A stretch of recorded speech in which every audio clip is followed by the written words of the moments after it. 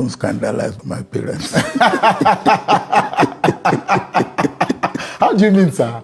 How do you mean? He says that that's my sweet parents spot. where they are, Yeah. President Olusegun Aremu Matthew Obasanjo is my guest today. Success to me is when you leave a place better than you find it. We talk about his legacy. This man whom some have called the father of modern Nigeria, that some have said is the most consequential Nigerian alive. I ask him what he wants to be remembered for. What is the legacy that you most want to be remembered for? That I came here and God was immeasurably kind to me and showed his grace on me. And I thank God for that.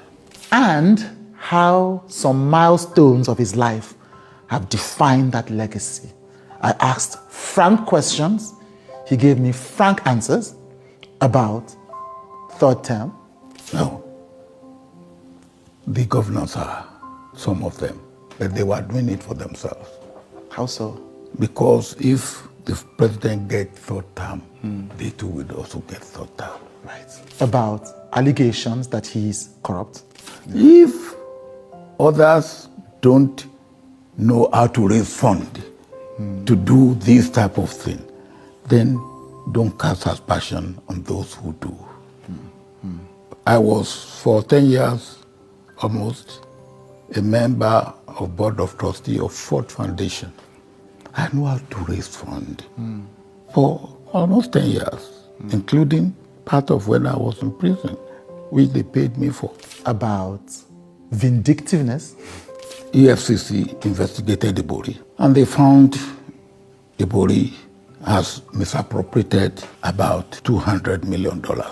Then he thought he was being clever. He took $15 million cash to Ribado, and Ribado came and they put it in their account in Central Bank, and then we still pursue it. So it was pursued up to London, where he went to prison. So if that is vindictiveness, I would say let Nigeria have more of such vindictiveness.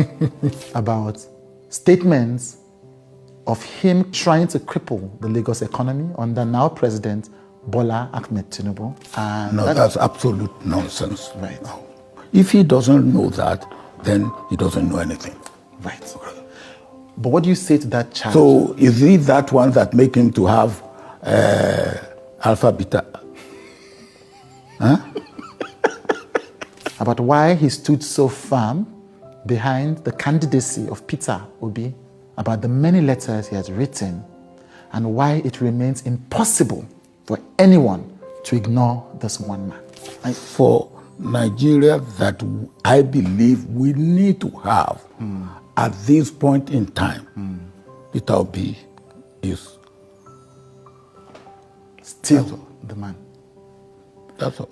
And he has given me the interview of a lifetime. So what suits people politically, they will say or do, not what they believe, right, or what they mean.